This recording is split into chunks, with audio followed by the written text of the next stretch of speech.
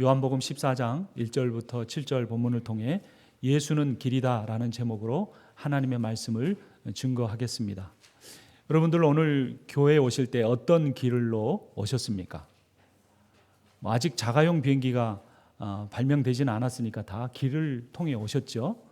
어떤 분들은 이 하이웨이를 좋아하는 분도 있습니다. 거리가 좀 멀어도 슉 달려서 빨리 오려고 하이웨이로 오신 분들이 있고, 어떤 분들은 또 짧은 마일을 좋아하셔서 이렇게 국도로만 오시는 분들도 계십니다.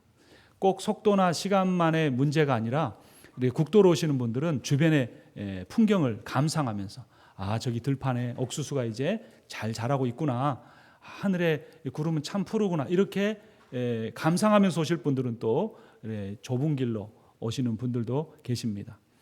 그래서 내가 교회에 한번 올 때에도 어떤 길을 통해 올 것인가라는 것이 선택이죠.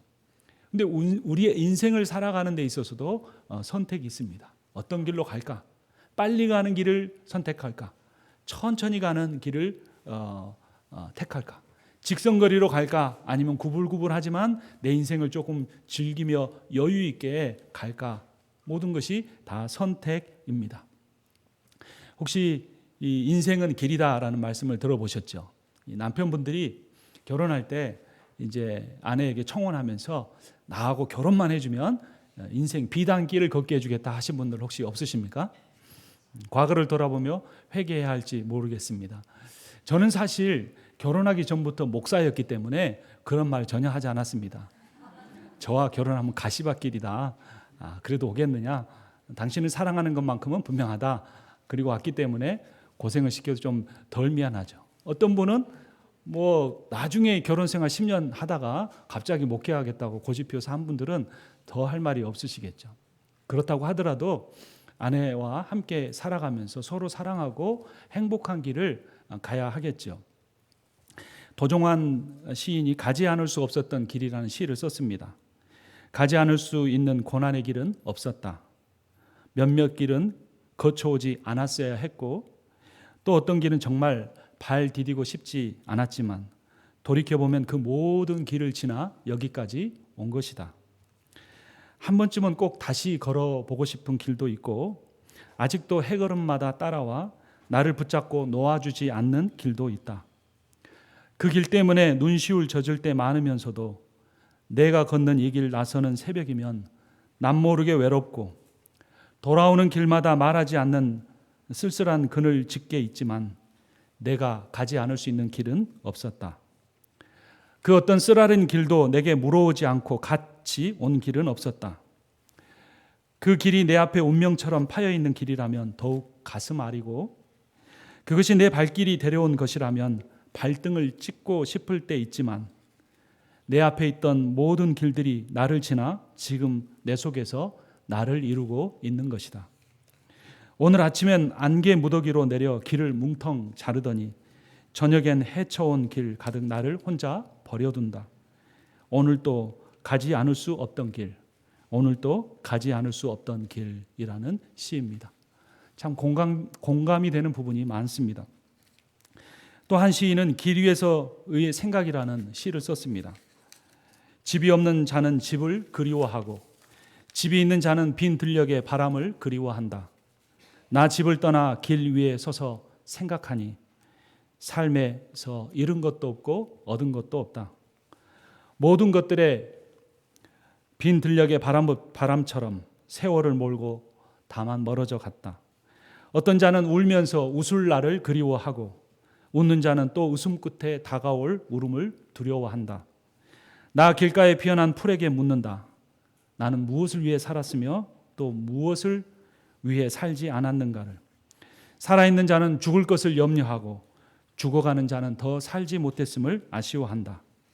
자유가 없는 자는 자유를 그리워하고 어떤 나그네는 자유에 지쳐 길에서 쓰러진다. 이 두 번째 시는 좀 이해할 만한 내용도 있고 조금 고개를 갸웃거리는 내용도 있습니다. 하지만 우리가 다 나름대로의 인생길을 선택하고 살아가고 있는 것은 분명합니다. 한 칼럼의 내용입니다. 공자를 따르던 제자들이 나는 어디서 왔고 왜 살며 그 위에는 어디로 가는 것입니까? 이렇게 공자에게 물었습니다. 그러자 공자가 대답했습니다. 살아있는 지금도 모르는데 죽음 다음의 일을 낸들 어떻게 알겠느냐라고 솔직하게 이야기했답니다. 석가모니의 제자들도 스승에게 물었습니다. 인생이란 도대체 무엇인가? 어떤 길인가? 그래서 석가모니는 알듯 모르듯 이렇게 말했답니다. 만물은 그냥 돌고 돈다. 아마 윤회 사상에 근거한 대답인 것 같습니다. 그 모든 것들은 오답이었습니다. 인생길이 무엇인가, 어디서 와서 어디로 가는가는 인간의 고민이나 철학이나 종교를 통해 얻을 수 있는 것이 아니기 때문입니다. 그런데 오늘 성경의 본문을 보면 예수님의 제자들조차도 자기가 어떤 길을 가고 있는지 잘 몰랐던 것 같습니다. 그래서 5절에서 이렇게 묻습니다. 요한복음 14장 5절 함께 읽겠습니다. 도마가 이르되 주여 주께서 어디로 가시는지 우리가 알지 못하거늘 그 길을 어찌 알겠사옵나이까. 예수님의 마음이 참 답답했을 것 같습니다. 아니 어쩌면 예수님이 아직 어떤 길을 가야 한다고 정확히 가르쳐주지 않으셨다고 볼 수도 있습니다. 예수님을 따르는 사람이 이렇게 고민이 있는데 하물며 예수를 믿지 않는 사람이나 예수님에 대한 확신이 부족한 사람은 인생이 어떤 것인가에 대해서 얼마나 많이 깊이 고민하면서 살아가겠습니까? 여러분들은 답을 얻으셨습니까? 내가 어떤 길을 가고 있는지, 또 앞으로 어떤 길에 도착하게 될 것인지. 그러나 그 모든 것을 안다고 생각하거나 주장하는 사람이 있다면, 자신의 인생길에서 그렇게 생각한다면 그는 교만하고 동시에 어리석은 사람이 될 수도 있습니다. 인간은 끊임없이 자신이 어디서부터 와서 어디로 가는지 알지 못하고 고민하는 존재이기 때문에 그렇습니다. 여러분들이 이제까지 살아온 길은 다 여러분들이 정확하게 계획한 대로 되어 왔습니까? 앞으로 걸어갈 길은 정확히 어떤 길을 갈 것인지 여러분 다 그러한 내용을 다 알고 계십니까? 그렇지 못하는 것이죠. 그래서 사람에게 근심이 있습니다. 염려가 있습니다. 1절 같이 읽어보겠습니다. 너희는 마음에 근심하지 말라. 하나님을 믿으니 또 나를 믿으라. 우리 마음을 잘 아시고 근심하지 말라라고 하십니다. 근데 근심하지 않는 비결이 뭐라고 예수님이 가르쳐 주십니까? 누구를 믿으라? 나를 믿으라. 아까 저번에 처음에 남편들이 아내에게 청혼할 때 그 했던 이야기를 말씀드렸잖아요. 뭐라고 이야기한 겁니까? 손을 딱 잡고 나를 믿으라 이렇게 이야기한 거죠. 나 믿고 따라와라 이렇게 이야기한 거죠. 예수님도 그렇게 말씀하신 거예요. 그러니까 제자들이 그러면 어디로 가는지 알려주십시오 이런 마음을 가졌을 것 같아요. 그래서 예수님이 2절에서 이렇게 말씀하십니다. 같이 읽습니다. 내 아버지 집에 거할 것이 많도다. 그렇지 않으면 너희에게 일렀으리라. 내가 너희를 위하여 거처를 예비하러 가노니. 예수님 손 붙잡고 따라가면 몇 번 도로를 따라 인생을 살지는 모르지만 그 도착할 곳이 누구 집이에요? 아버지의 집, 하나님 아버지의 집이라는 겁니다. 하나님 나라라는 겁니다. 그런데 예수님이 너희를 위하여 거처를 예비하러 간다라고 할 때는 그것은 제자들을 두고 예수님이 십자가에 죽으시고 부활하신 다음에 하나님 아버지께로 갈 것을 말씀하신 겁니다. 그래서 예수님께서 이 세상에 다시 종말의 때 오셔서 온 세상을 심판하실 것을 말씀하신 것입니다. 3절도 함께 읽겠습니다. 가서 너희를 위하여 거처를 예비하면 내가 다시 와서 너희를 내게로 영접하여 나 있는 곳에 너희도 있게 하리라. 아멘. 거처를 예비하고 오셔서 이제 제자들을 영접해 아버지 집으로 데려간다는 겁니다. 근데 그 예수님이 다시 오신다는 말은 두 가지 의미를 갖고 있는데, 첫 번째는 죽으신 다음에 부활하신다는 겁니다. 두 번째 의미는 승천하신 다음에 재림하신다. 예수님만 믿으면 된다라고 말씀하셨어요. 그래도 예수님 어떤 길을 가야 할지 가르쳐 주셔야죠. 오늘 교회 올 때도 제가 그냥 로컬 길로 올지 하이웨이로 올지 고민했는데 하나님이 정확하게 가르쳐 주세요. 예수님 가르쳐 주세요. 이렇게 말씀하신. 그래서 이 선택장애라는 게 있답니다. 어떤 사람들은 이 선택하려고 하면 막 힘든 거예요. 그래서 누가 다 가르쳐 줬으면 좋겠다 이런 생각을 가지고 계신 분들이 있는데 거기에 예수님이 답을 주십니다. 6절 같이 읽습니다. 예수께서 이르시되 내가 곧 길이요 진리요 생명이니 나로 말미암지 않고는 아버지께로 올 자가 없느니라. 누가 길이라고요? 예수님이 길이라는 겁니다. 내가 하이웨이를 달리고 있어도 그 차 안에 예수님이 함께 계시면 그것은 바른 길을 가고 있는 거예요. 내가 로컬길을 가고 있어도 그 운전하는 도중에 주님과 함께하면 그 길은 바로 가고 있는 거예요. 그러니까 우리는 오른쪽으로 가는 게 정답이에요, 왼쪽으로 가는 게 정답이에요, 둘 중에 하나를 가르쳐 주세요라고 기도를 하는데 예수님께서 뭐라고 말씀하시는 거예요? 오른쪽으로 가도 좋고 왼쪽으로 가도 좋다. 그런데 문제는 뭐다? 오른쪽으로 가든 왼쪽으로 가든 누구와 동행해야 된다? 예수 그리스도 함께 동행하면서 가는 길이 정답이라는 거예요. 그런데 우리의 관심이 그 예수님이 길이고 진리요 생명이기 때문에 예수님과 함께 하고자 하는 것이 우리의 관심이고 소망이고 기도의 제목이 아니라, 예수님 여기 계세요, 주일날 제가 매주일 나와서 예배 꼬박꼬박 드릴 테니까 일주일 동안 살면서 내가 실패하지 않고 내가 원하는 것, 내가 계획한 것 잘 이루어질 수 있는 그 길만 가르쳐 주세요. 제가 받아 적어서 그렇게 잘 살다가 돌아올게요. 이렇게 생각하기 때문에 우리가 답을 모르겠다, 예수님의 기도에도 답을 잘 안 가르쳐 주신다, 이렇게 오해하는 경향이 있다는 겁니다. 예수님이 내가 길들 중에 하나라고 했습니까? 내가 유일한 길이라고 했습니까? 한글 성경에는 잘 안 나타나는데 영어 성경에 보면 I am the way라고 말씀합니다. The way라는 건 뭐죠? 그 길, 유일한 길이라고 말씀하는 겁니다. 내가 유일한 길이요, 내가 유일한 진리요, 내가 유일한 생명이니 나를 통하지 않고는 아버지께로 올 수 없다. 나를 통하지 않고는 뭐 받을 수 없다? 구원 받을 수 없다라는 겁니다. 요한복음 5장 26절부터 보면 아버지께서 자기 속에 생명이 있음 같이 아들에게도 생명을 주어 그 속에 있게 하셨고 또 인자됨으로 말미암아 심판하는 권세를 주셨느니라.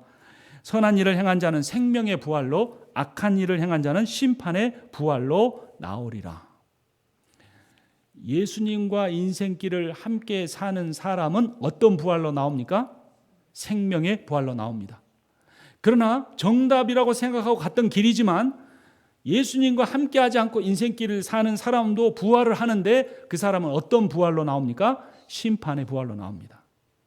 죽은 모든 사람들이 선인이든 악인이든 믿음이 있는 자든 없던 자든 육신을 입고 그 다음에 심판받은 다음에 영원히 천국에 살든 아니면 영원히 꺼지지 않는 지옥불에 살든 둘 중에 하나를 결정하는데 누가 결정하는 권세를 갖고 계십니까? 우리 주 예수 그리스도께서 갖고 계십니다. 그래서 우리는 늘 두렵고 떨림으로 우리의 인생길을 가야 하는데, 신앙의 길을 가야 되는데, 내가 지금 얼마나 빨리 달리고 있느냐, 내가 얼마나 지름길로 가고 있느냐, 얼마나 성공 가도로 달리고 있느냐, 그것이 중요한 것이 아니라 내가 하루하루 살아가면서 길이신 예수님과 동행하고 있느냐, 그것을 늘 점검해야 하는 것입니다. 그럼 우리 마음속에 두려움이 있습니다. 내가 결정하고 내가 살아가는 이 인생길들이 다 예수님의 길인지 어떻게 알 수 있을까? 오늘 본문이죠. 요한복음 14장 16절부터 18절까지 우리 함께 읽겠습니다. 내가 아버지께 구하겠으니 그가 또 다른 보혜사를 너희에게 주사 영원토록 너희와 함께 있게 하리니 그는 진리의 영이라. 세상은 능히 그를 받지 못하나니 이는 그를 보지도 못하고 알지도 못함이라. 그러나 너희는 그를 아나니 그는 너희와 함께 거하시며 또 너희 속에 계시겠음이라. 내가 너희를 고아와 같이 버려두지 아니하고 너희에게로 오리라. 아멘. 여러분들 중에 부모님이 다 돌아가신 분들이 계시죠. 그런데 우리 중에 고아는 아무도 없습니다. 왜 그렇습니까? 예수 그리스도께서 성령을 통하여 우리의 부모가 되어주셔서 우리의 인생길에 함께하고 계시기 때문입니다. 이 사실에 대한 확신이 있어야 돼요. 여러분, 요즘에는 가난이 문제가 아니에요. 요즘에는 병도 큰 문제 아닙니다. 웬만한 약 다 먹으면, 웬만한 수술 받으면 다 낫습니다. 암도 곧 정복될 시기가 있다고 합니다. 요즘엔 경제적인 것도 그렇게 큰 문제는 아닌 것 같아요. 옛날에는 뭐 집 없어서 떠돌아다니는 사람들도 있었고 그랬지만 요즘엔 일만 하면 다 어느 정도 살 수 있습니다. 현대인들의 문제는 뭐냐면 행복하지 않다고 느끼면서 산다는 겁니다. 어렸을 때보다 훨씬 잘 먹고, 어렸을 때도 훨씬 잘 입고, 어렸을 때보다 훨씬 더 돈이 많은데 행복하지 않아. 이렇게 생각하며 사는 거예요. 근데 그 행복하지 않다고 느끼는 이유 중에 가장 큰 것이 뭐냐면 외롭다라는 겁니다. 나는 이제까지 무엇을 위해 인생을 살아왔을까? 나는 이제까지 누구를 위해 인생을 살아왔을까? 그렇게 열심히 살았고 열심히 노력했지만 내 옆에 정말로 나를 위해서라면 뭐든지 해줄 만한 그러한 친구가 한 사람은 있는가? 나의 가족은 그런 존재인가를 생각할 때 머리로는 그렇다고 대답할지 모르지만 실제 감정적으로는 삶의 한 걸음 한 걸음 인생길을 걸어갈 때는 잘 느끼지 못하기 때문에 힘들다, 외롭다, 행복하지 않다라고 생각하는 겁니다.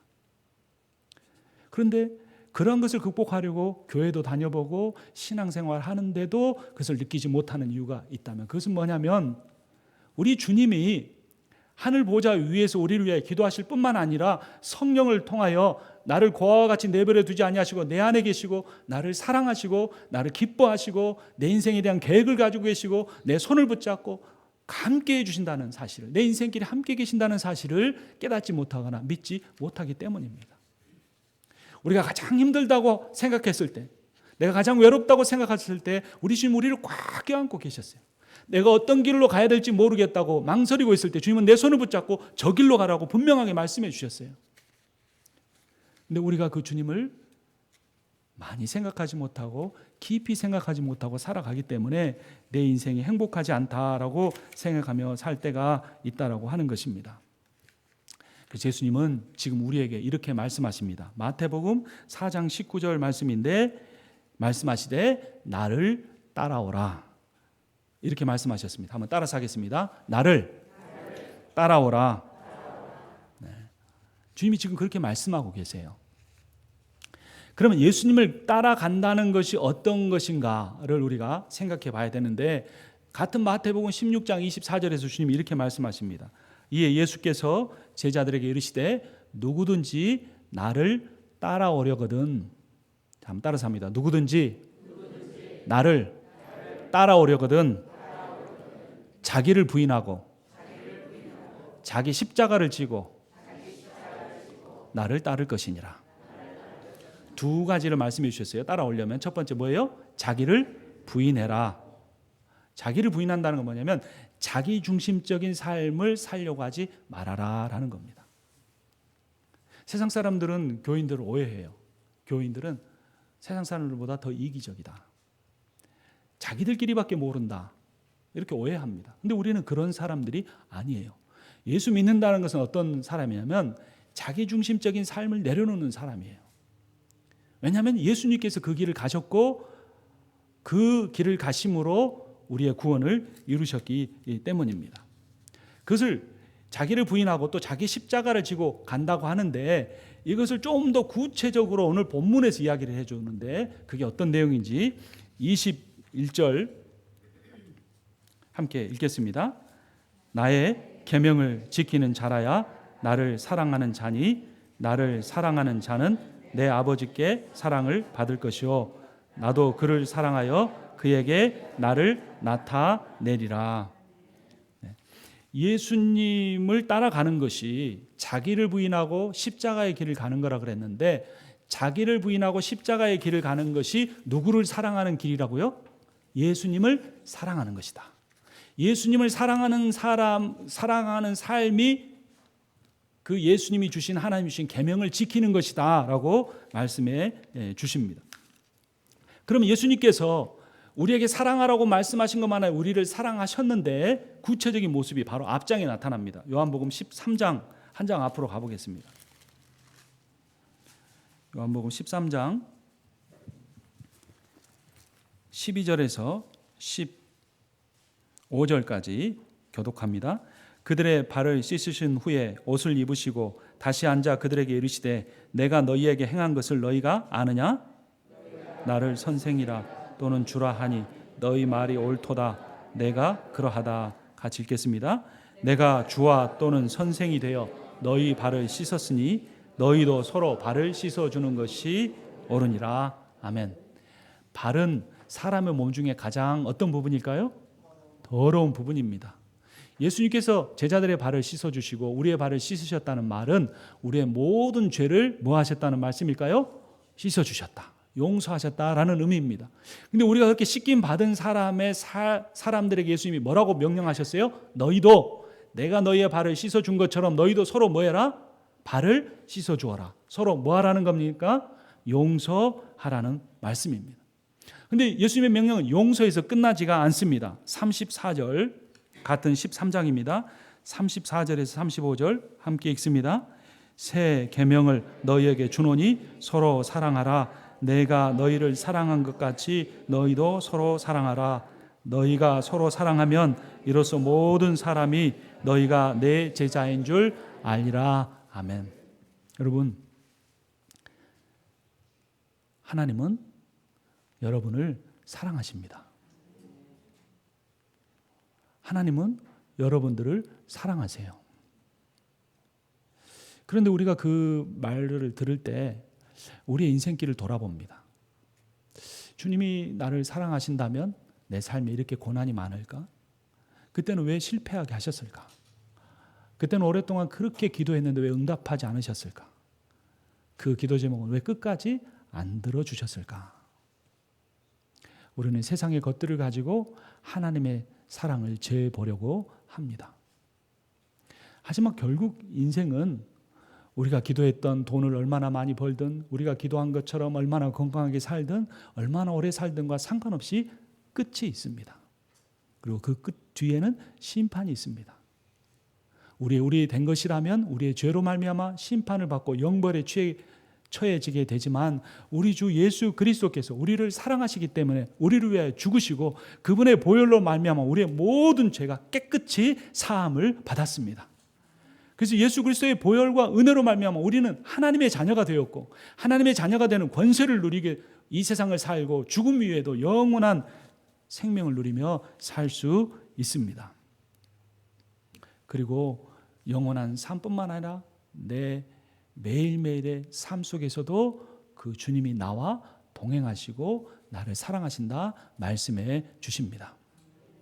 우리가 하이웨이를 달리고 있든 국도를 가고 있든 중간에 휴게소에서 쉬고 있든 아니면 차가 펑크나고 고장이 돼서 수리하고 있든 아니면 잘못된 길을 가다가 다시 돌아서 반대로 하염없이 가야 하든 그 길 가운데 예수님이 나와 동행하고 계신다면 우리는 그 주님을 신뢰하면서 원망하고 싶은 마음을 감사로 바꾸고 주님을 신뢰하면서 주님이 나를 사랑하고 계시기 때문에 이 고난과 역경을 지난 후에 오히려 욥이 고백한 것처럼 나를 정금과 같이 순금과 같이 나오게 하시라는 믿음을 가지고 주님을 끝까지 붙들고 따라가야 합니다. 그래서 결국 주님이 우리에게 가르쳐 주시는 것도 내가 너를 사랑한다라는 말씀이고 주님이 우리에게 주시는 유일한 명령도 서로 사랑하라라는 겁니다. 사람이 사랑받지 못해서 외로운 것이 아니라 사랑하지 못하기 때문에 외로운 것입니다. 인간은 사랑하며 살게 지어졌는데 사랑하고 싶은데 섬기고 싶은데 하나가 되고 싶은데 그렇게 되지 못하기 때문에 힘든 겁니다. 인생길, 사랑의 길과 관련해서 실수하는 일들이 있습니다. 그것은 결과만을 중요시하면서 사는 것입니다. 결과만을 줬다가 사랑을 실천할 기회를 잃어버리는 겁니다. 좋은 결과를 얻기 위해서 좋은 과정을 희생하는 경우가 참 많습니다. 특히 한국 사람들, 저를 포함한 특히 한인들. 예를 들면 돈을 벌기 위해서 몸을 상하게 하는 겁니다. 또는 자녀를 잘 양육하기 위해서 열심히 일만 하는 겁니다. 그래서 부모는 자녀를 위해서 그렇게 모든 헌신을 다하고 고생했지만 나중에 자녀들을 통해 돌아오는 말은 부모가 나에게 아무것도 해주지 않았다라는 말입니다. 자녀들이 말하는 것은 부모가 나를 위해서 헌신하며 일하지 않았다는 것이 아니고 부모가 어느 민족의 이민 1세대보다 열심히 일하지 않았다는 의미가 아니고 그들의 말의 의미는 부모가 내가 자라는 과정 중에 나와 함께 시간을 보내주지 않았고 나에게 사랑한다는 표현을 하지 않았고 나와 함께하지 않았다는 그런 의미인 겁니다. 전통적인 가치관에 따르면 가장은 가족을 위해 묵묵히 일하고 돈을 벌어서 가져다 주는 것입니다. 하지만 현대적인 가치관에 따르면 가장은 가족에게 관심을 표현하고 배우자에게 속마음을 열고 대화하며 붙들고 기도하는 것입니다. 여러분들 얼마나 그렇게 삶을 살고 있습니까? 사실 저 자신부터가 때로는 목회의 좋은 결과만을 향해 갈 때가 많고 저희 가족 구성원들에게, 저희 배우자에게 그렇게 하지 못할 때가 참 많습니다. 결과도 중요합니다. 하지만 과정이 더 중요합니다. 내가 살아가는 78세 평생을 살아가면서 내 자식들과 어떤 인생길의 과정을 겪을 것인가, 내 배우자 어떤 인생의 과정의 길을 걸을 것인가 고민하고 기도하면서 시간을 소중하게 사용하며 살아가야 하는 것입니다. 인생은 하나님으로부터 와서 하나님께 돌아가는 길입니다. 옛 어른들이 이렇게 죽으실 때 뭐라고 표현합니까? 돌아가셨다라고 표현하죠. 저는 그 말이 참 성경적이라고 생각합니다. 우리는 하나님으로부터 와서 하나님께 돌아가는 그러한 인생길을 가고 있습니다. 그리고 그 하나님께로 가는 길은 오직 예수 그리스도라고 분명하게 이야기하고 있습니다. 우리는 예수와 함께 동행하며 그 길을 가야 합니다.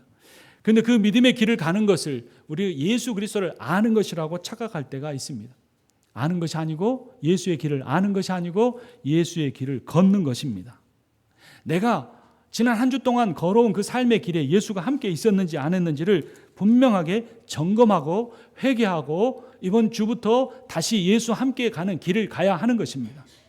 우리 인생이 얼마나 남았는지 우리는 아무도 알지 못하고 우리에게 얼마만큼의 기회가 주어졌는지 아무도 알지 못하는데 우리가 예수와 함께하지 않는 삶을 살면서 그렇게 살고 있다고 착각하다가 생명의 부활이 아닌 심판의 부활로 나와서는 안 되는 것입니다.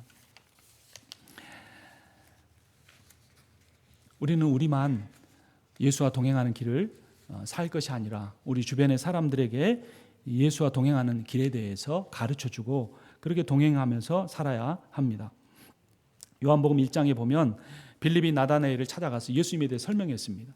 그래서 설명을 듣다 보니 예수님이 나사렛 출신이라는 말을 듣고 나사렛에서 무슨 선한 것이 날 수 있겠느냐라고 핀잔을 주었습니다. 그러니까 빌립이 할 말이 없어졌습니다. 그러자 빌립이 나다나엘에게 이렇게 말했습니다. 와서 보라. 내가 잘 설명하지 못하겠으니 네가 직접 와서 보라 말했고 나다나엘이 예수님을 만난 뒤에 변화되었습니다. 이번 주에 부흥 집회가 있습니다. 그 부흥 집회에 대한 생각도 여러 가지가 있을 수 있을 겁니다. 그 가운데 우리에게 중요한 목적이 있다면 그것은 이 지역의 예수 그리스도를 알지 못하는 사람에게 예수를 알게 하려는 기회로 삼으려는 겁니다. 교회라는 것에서 오해하고 계신 분들, 교회라는 그 문턱이 높게 생각해서 한 번도 발을 디뎌보지 못했던 분들에게 예수에 대해서 들을 기회를 주기 위한 것이 이번 부흥 집회의 가장 큰 목적 중에 하나입니다. 주변에 친구들이나 가족들 중에 아직 예수 그리스도를 알지 못하는 분이 있다면 빌립이 나다나엘에게 말한 것처럼 와서 보라라고 복음을 전하는 여러분들이 되시기를 주님의 이름으로 축원합니다. 우리 함께 찬양을 하겠습니다. 사명이라는 곡인데요. 주님이 홀로 가신 그 길 나도 따라가오. 모든 물과 피를 흘리신 그 길을 나도 가오. 험한 산도 나는 괜찮소. 바다 끝이라도 나는 괜찮소. 죽어가는 저들을 위해 나를 버리길 바라오. 아버지 나를 보내주오. 나는 달려가겠소. 목숨도 아끼지 않겠소. 나를 보내주오라는 찬양입니다. 이 찬양을 들으면 모두가 선교사로 나가야 할 것 같은 그러한 부담감을 갖게 됩니다. 그러나 이 찬양은 결코 그것에 대해서 말하고 있지 않습니다. 오늘 설교 말씀을 통해 우리가 들은 것처럼 예수님 손 붙잡고 가는 길이면 다 사명자의 길을 걷는 것입니다. 그리고 주님이 나를 사랑하신다는 그 복음을 내가 믿고 확신할 뿐만 아니라 내가 그 사랑을 전하고 그 복음을 전하려고 살고 있고 기도한다면 우리는 다 사명자의 길을 가고 있습니다. 우리 함께 이 찬양을 하나님 앞에 우리의 신앙 고백으로 드리도록 하겠습니다.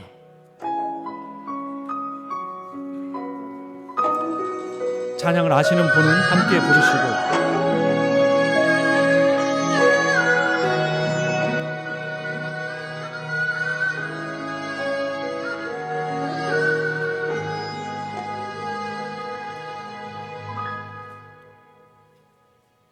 주님이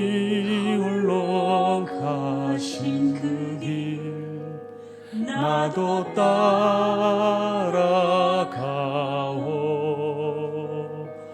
모든 물과 피를 흘리신 그 길을 나도 가오. 험한 산도 나는 괜찮소. 바다 끝이라도 나는 괜찮소. 죽어가는 저들을 위해 나를 버리길 바라오. 아버지 나를 보내주오. 나는 달려가겠소.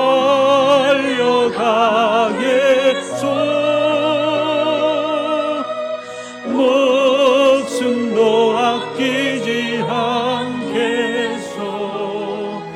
나를 보내주오.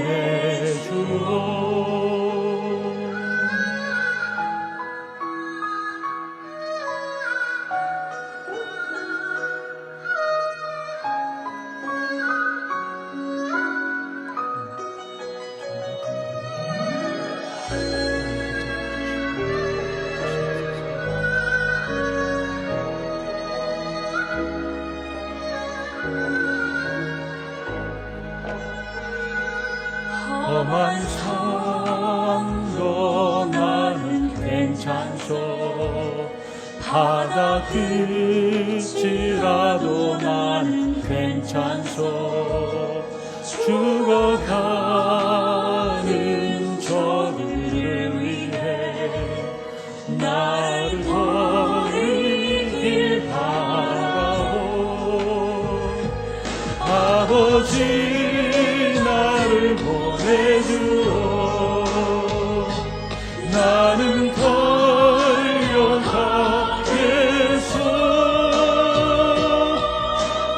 목숨도 아끼지 않겠소. 나를 보내주오. 세상이 나를 미워해도 나는 사랑하겠소.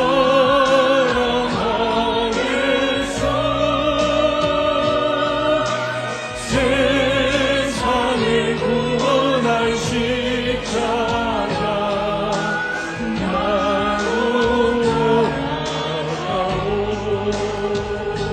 생명을 버리면서까지 나를 사랑한 당신 이 작은 나를 받아주오.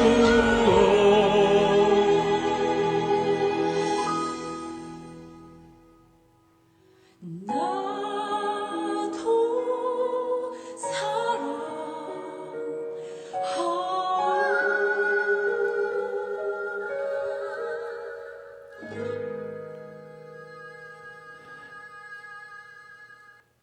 우리를 사랑하시사 십자가의 길을 가신 주님의 이름을 찬송합니다.